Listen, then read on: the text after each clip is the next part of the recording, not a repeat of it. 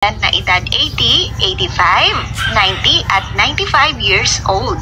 Makakatanggap na po kayo ng 10,000 pesos na cash gift.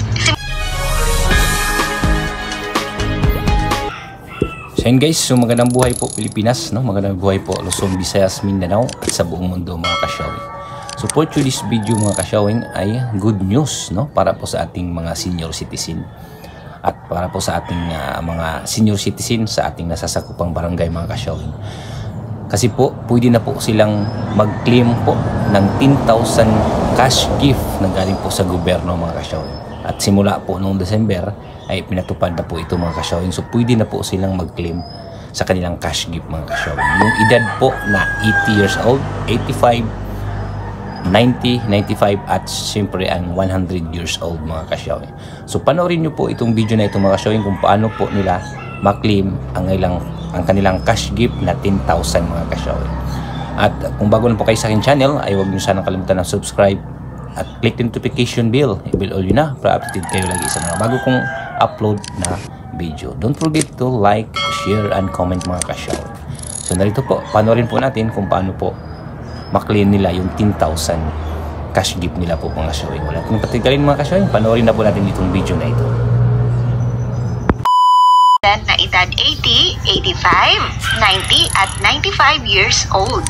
Makakatanggap na po kayo ng 10,000 pesos na cash gift. Simula January 2025, ipapatupad na ng National Commission of Senior Citizens ang Republic Act 11982 o ang Expanded Centenarians Act. Ayon sa batas na ito, hindi lang mga senior citizen na centenarian o umabot sa 100 years old ang makakatanggap ng cash gift mula sa gobyerno.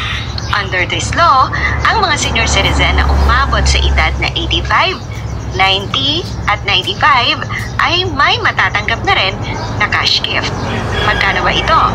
10,000 pesos po para sa edad 80 at another 10,000 pesos naman kapag umabot ka sa edad na 85. Kapag naabot mo ang edad na 90, makakatanggap ka ulit ng 10,000 pesos.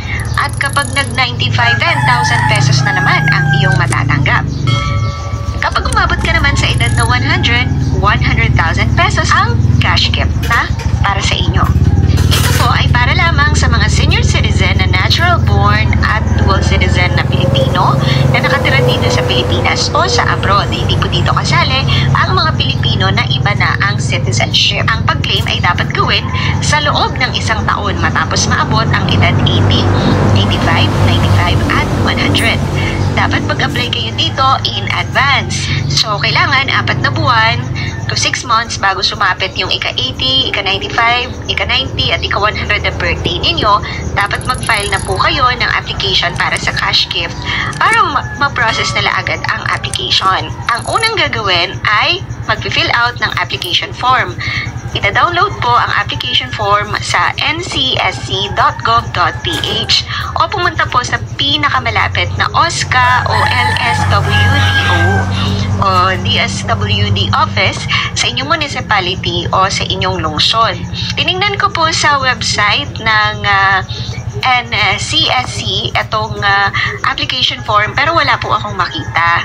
So ang gagawin po ninyo, mas maigi pa na kayo ay pumunta na lamang, magpa-assist kayo sa mga kakilala ninyo or mga kamag-anak ninyo para makahingi ng form sa OSCA or Office of the Senior Citizens Affairs o Local Social Welfare Development Office sa inyong lugar. Ihanda ang mga sumusunod na document. Una ay application form, original at photocopy ng isa sa mga sumusunod na primary ID, certificate of live birth, birth certificate po na galing sa PSA, national ID card, 2x2 picture at full body na litrato ng beneficiary na nakaprint po sa A4 size na bond paper. Okay? Tapos, endorsement letter mula sa city, municipal mayor kung saan nakatira ang beneficiaryo. Kung sakali po na wala kayong primary ID, pwede naman po ang mga secondary ID at mga secondary documents. Kung ano-ano ang mga yan, iisa-isahin po natin yan later. Kung sakaling hindi kayang mag-apply ng personal ng senior citizen, pinapayagan po mag-file ang itinalagang authorized na representative with special power of attorney. Para po sa mga katutubo na walang PSA-issued birth certificate, ang kailangan po ay original na certificate na inisyo ng National Commission on Indigenous People na nagpapatotoo sa edad o mga pangyayari tungkol sa nag-a-apply na senior citizen. Kailangan din po ng late registration of birth. Magpapa-late registration po kayo sa PSA. Sa mga Muslim naman na walang PSA-issued birth certificate, kailangan po ng original certificate mula sa National Commission on Muslim Filipinos. Kailangan din po ng late registration ng inyong kapanganakan. Pang-anim, ipapasa po ang mga application form ninyo at ang mga documents at mga requirements sa alinman sa inyong OSCA o LSWDO. Ito po yung local DSWD sa inyong lugar o OSCA Office o ang Office of the Senior Citizens Affairs. Para sa mga Pilipino na naninirahan sa ibang bansa, sa Philippine Embassy, Philippine Consulate General, Department of Migrant Workers o Commission on Filipinos Overseas ang pagpapasahan ninyo ng inyong mga document. Paano kung walang primary ID ang nag-a-apply na senior citizen? Narito po ang mga tinatanggap na secondary IDs.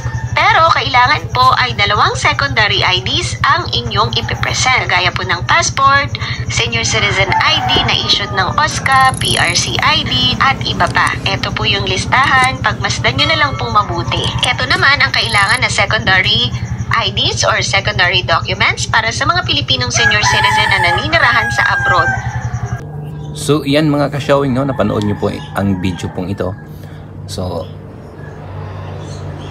kailangan nyo pong mayroon pong kayong sundan, no, na proseso po kung paano po ma-claim yung 10,000 cash po ng ating senior citizen, no? At sa susunod po nating video ay mag-upload din po tayo na kung paano po mag-online register po ng ating mga senior citizen sa national, mga ka-showing.